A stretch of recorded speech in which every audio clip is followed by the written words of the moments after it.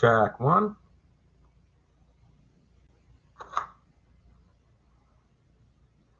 Cool. I think we're live. Oh, welcome everyone. Sorry I set the stream up wrong when I made the schedule.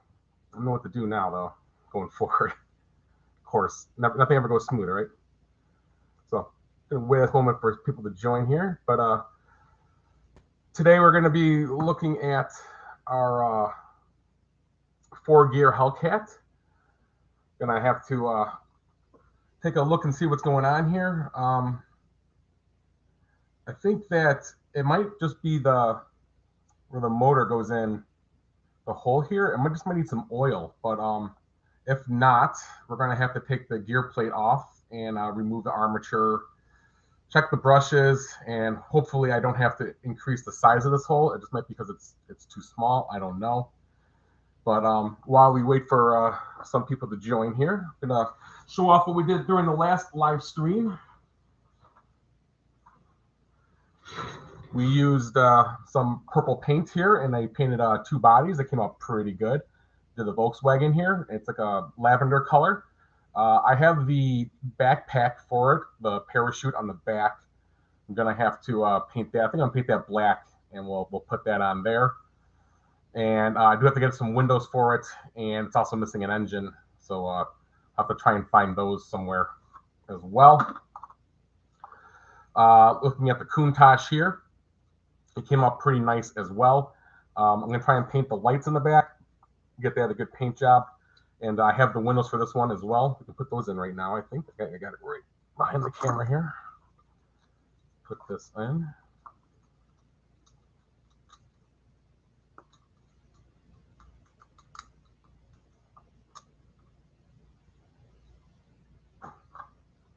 Yeah, it looks pretty sharp. Like how that looks. Pretty cool. So, let's get on with the stream here. So the first thing we're going to do is going to try the car again. We'll see how it sounds. Let me move the camera over a little bit. There we go. And if I grab the controller, let's see. Yeah, still sounds the same. Still has horrible power. So first we're going to try just hitting it with some oil here. I'm going to put it right on the armature, just a little dab, right where it comes to a little pinhole here. There we go. Work that through a little bit. So this was an idea Fry TV Now had. One of the people that commented. There goes my phone. Probably coming out of the audio or something.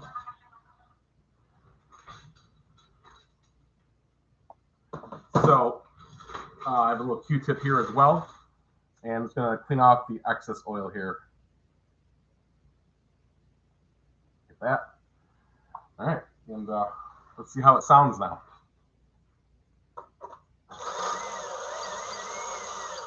Wow, that sounds amazing. That might have been the whole problem with that. Cool. Let's see if can you hear me? Just checking with someone on chat here. Make sure my microphone's working at least.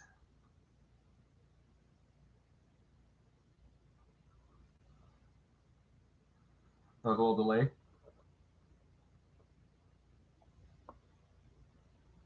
Yeah, it seemed to work. It sounds good. Let's see if it goes.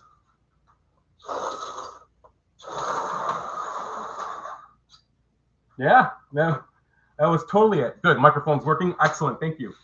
So that's I always wondered why they screech like that sometimes. I can never quite figure out what it is. If you try my other 4-gear car here, I got another one as well. It's the same body, but I did it like a scat pack. My cousin has this exact car. But yeah, let's hit this one with some oil too. Let's see first if it makes a sound. Let me get that one off the track.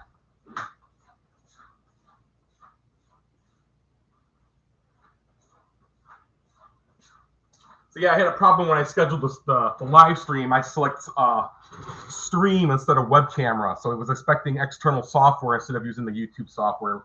So I had to totally restart a fresh stream here, which is why I had to close it down. But really appreciate you joining. Yeah, your idea totally works. So let's see how this one sounds here.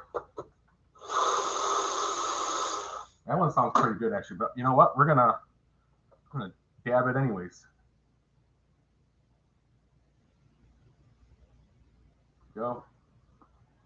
Work that in.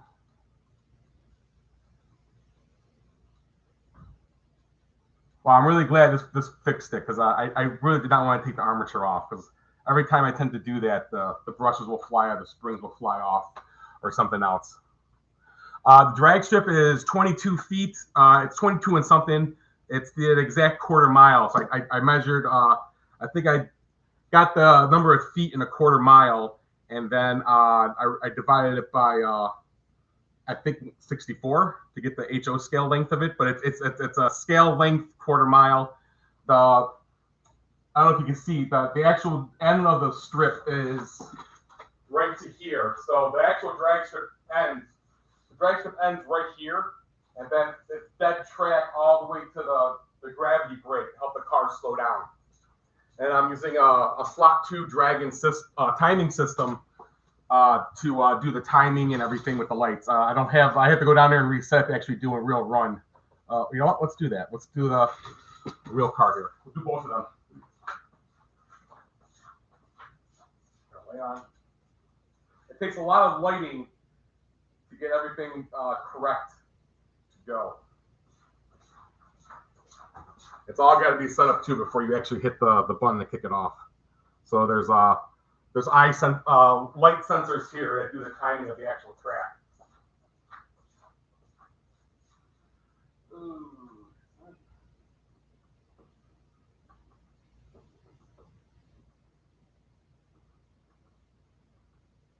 Okay.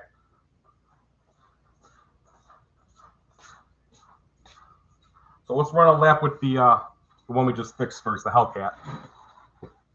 Yeah, I didn't have the room either. I didn't think I had the room, but I got like a small fortune here in these the shelving I have. And there's shelving that you can just slap together. I got it all at Walmart or online, and I just kept buying the same type and was able to get the track down. And I have all the storage space underneath for all the other things in the house that we gotta deal with. But let's see how this goes here. All right, watch the tree. Looks like 1.4 something seconds. That's not too bad. But when I was doing slot car of the week earlier with all the cars, they were anything under 1 second was pretty quick. 1.4, it's not bad. Not that great though either. Let's grab the car off.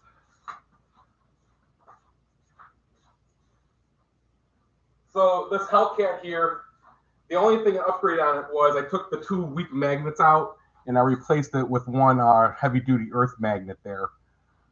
This car still has both of the 2 weak magnets in it, the stock ones. So let's see how this one does in comparison.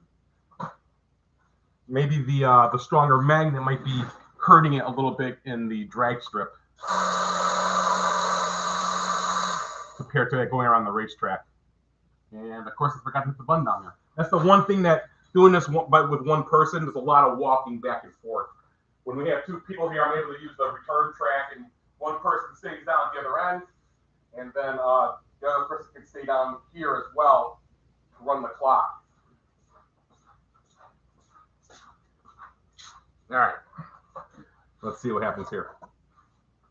1.29. So the yellow one's a little bit quicker. It might be because of maybe the extra strong magnet is giving a little more friction and downforce on it, maybe. But pretty cool. Just return card.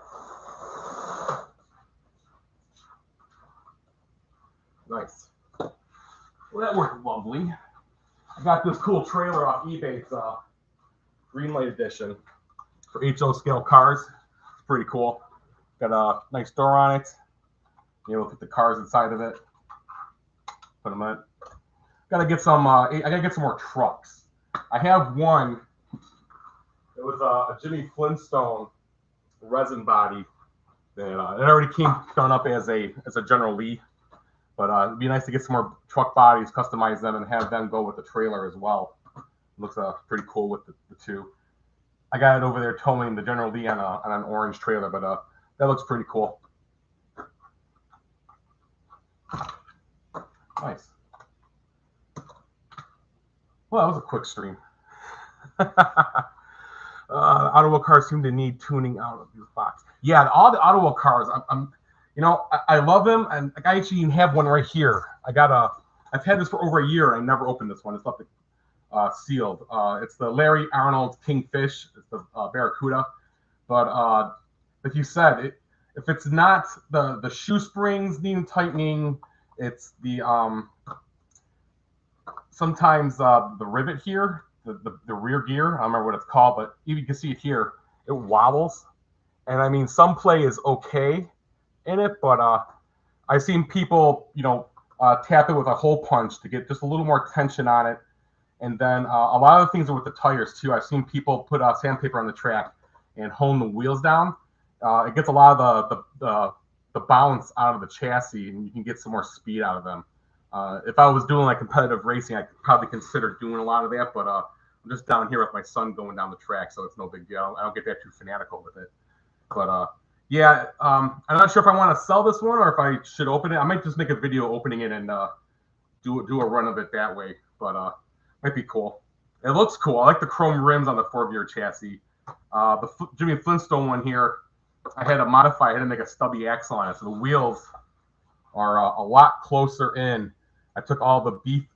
It's hard to see on the camera, but you see on the wheels here, there's a spacer between the chassis and the tire, and I had to grind them off with a Dremel here on this one to make it fit inside this resin body.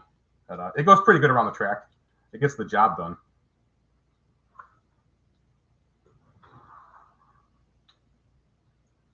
Cool. So, yeah, the other thing is like the X-Traction cars too. I noticed I always have to replace the magnets on the X-Traction cars to get them to go around the actual road course, but they seem to be flaky too. If it's not the guide pin, it's the contact with the shoes. Someone mentioned you can probably get stiffer springs for the shoes, but then I don't know if that like on a real car, if you get stiffer springs, it's gonna change the ride quality and it might actually push up and not turn as well. But it's not like the old Tyco cars, the 440 chassis, where they just go and they never die and they just work. It's everything with the Autoworld one seem to need to constant maintenance. But I'm really glad you came up with that recommendation of doing the oil there. It's something I'll do from now on. I should start oiling the chassis too, where the axles hit the chassis as well. That probably help a lot as well. But pretty cool.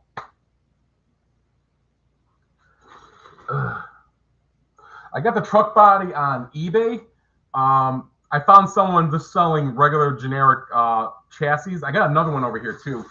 I forgot who actually made it, if it's Jimmy Flintstone or not, but it's I think it's a 59 Cadillac. It's got the wings on it. So I was gonna make a video of doing this one as well.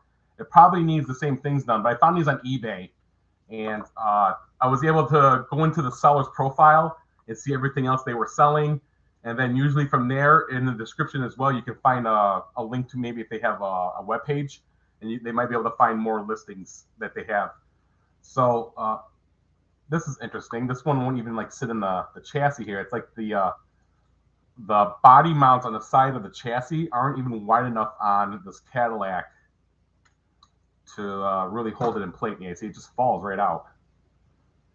It does have a screw mount though, but usually I just trim this down so it will just fit in the car. But I'm gonna have to do something here. I might use some putty or something to fill in the side of the inside of the body here to get to actually grab the chassis, because right now it will not even stay in there. It's a really cool Cadillac body. on there. It looks really sweet.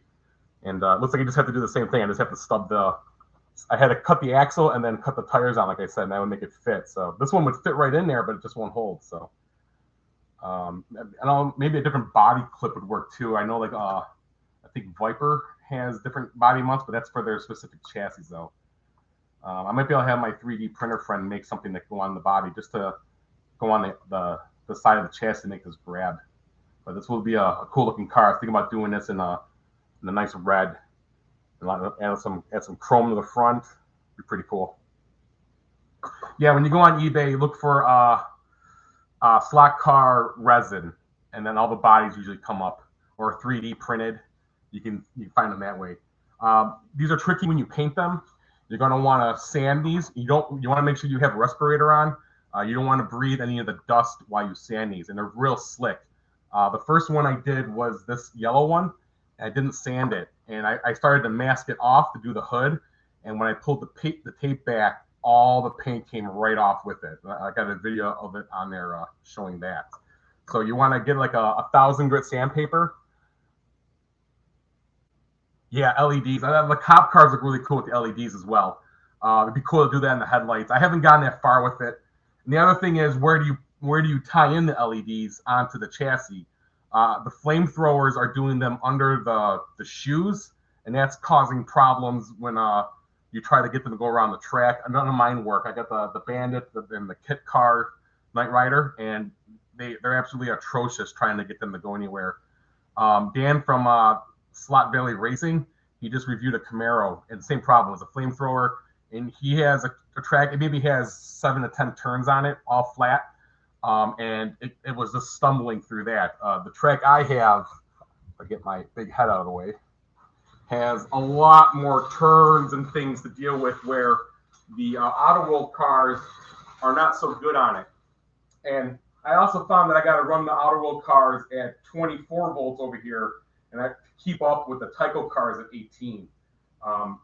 The drag strip I run at 24 volts as well, both lanes, so everything's running full voltage on the drag strip. But over here, we kind of make it variable depending on what chassis is selected.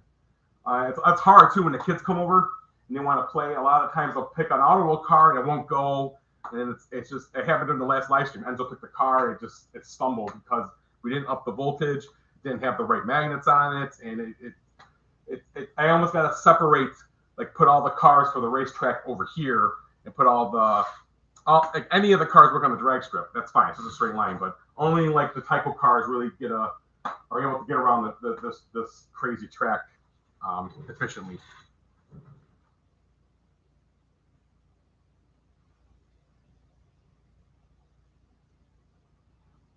Yeah, so I don't know where they would tie them in though. If they're not on the shoe on the bottom, I don't know on the autoworld cars where to tie that in. The old tyco cars, you can come out right off the brushes on the brush barrels on top, so you can run the LED in front and just go right to the brush barrels, and that will power it nice. And even like the HP7 cars, the older ones, they have little metal tabs as well that you could come off of and just solder them on there. It's a lot easier to do it on these cars, but no one makes cool bodies for the tyco cars at all. Everything's autoworld related, so you're kind of stuck using the pan chassis, and the tolerances aren't the greatest either on these. Actually, while we're here, this one was to the truck.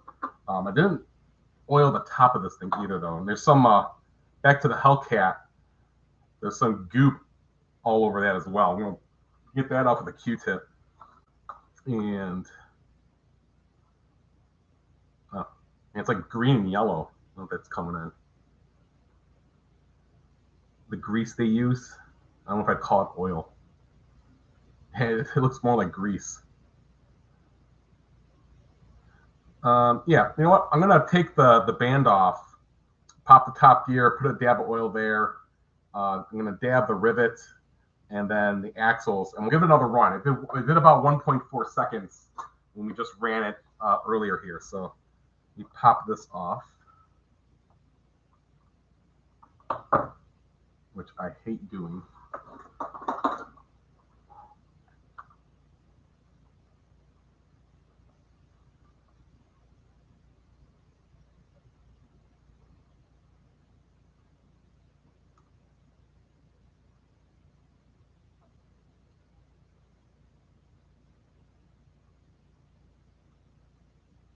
And usually I can get it right off. Not today, because we're live, right? There it goes. On camera. I'm sorry, it's not even on camera. There we go. So taking the band off. This is the Hellcat. So I'm going to pop the first gear. There we go. Q-tip. Just going to swab in there. Ugh. Pretty nasty.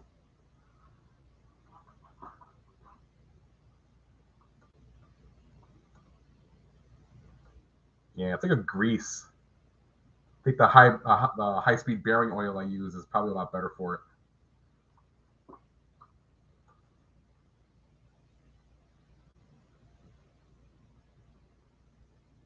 Oh, didn't think of that. Yeah. Yeah, you got to be real careful with the soldering iron. I have an adjustable soldering iron where I can adjust the heat on it. It works really well. I run it at about 325 degrees and just go pretty quick with it. Let's put a dab on top, just a dab, and around there. Go. Put the gear on, and then we'll actuate it. Buzz.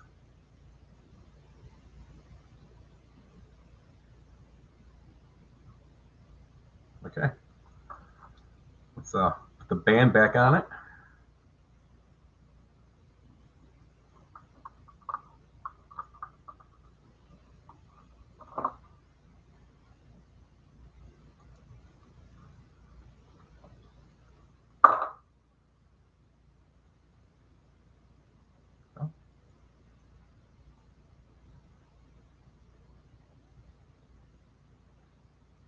My luck, I didn't hear it clip or click when it goes on, you know. My luck, it will fly off when I run it. No, I think it's on. All right, pretty good. I'm gonna hit the axles where they go through the chassis. Do it from the inside.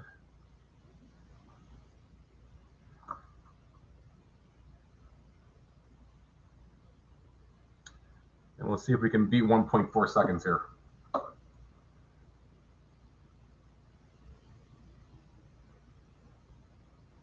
Just one more back to the armature post on the bottom. Go.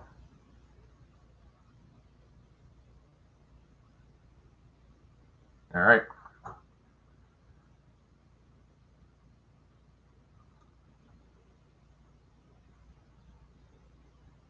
Yeah, they do. Getting into the gearbox too, I've done other things where I've taken the gearbox apart and messed around in there as well.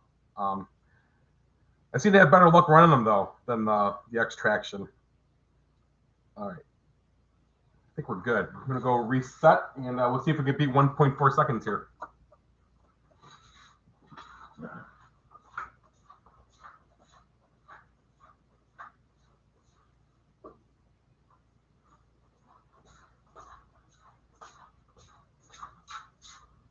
All right. There goes nothing. Oh, let's get this on camera. That might help.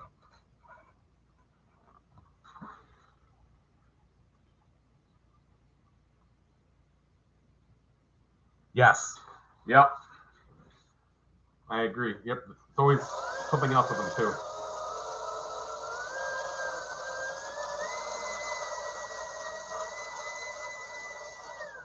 All right. Let's see if I made it worse or if it's any better. 1.4 is the time to beat.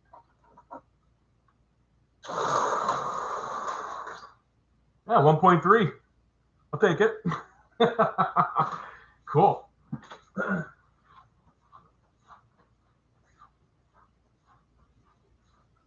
1/10 of a second off of it. Not bad.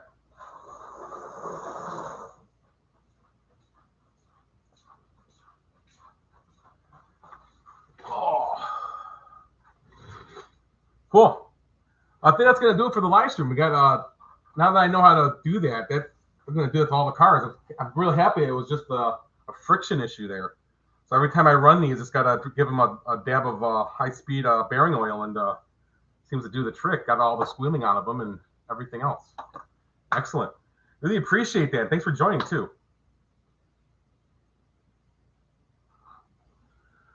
So I'm going to be doing these maybe twice a week, 3 times a week. I'm going to be doing all the stock car stuff. I'm going to start doing live instead of editing. I got enough editing with the Transformer content and the stuff my wife's going to be filming to keep me more than busy. It's a lot easier to come down here, do something quick with the track, set this up, and just it goes live. I don't have to do any video editing. So hope to have a lot more of these coming in the future. And now that I got figured out what to do with YouTube when I schedule it, there shouldn't have more problems with getting these set up, man. Cool. Appreciate your help, sir, and you have a great rest of your day. And thank you to anyone else who came and joined after we started or was watching this after the fact. If you liked any of the content, please subscribe to the channel. Please give a thumbs up and keep having fun, everyone.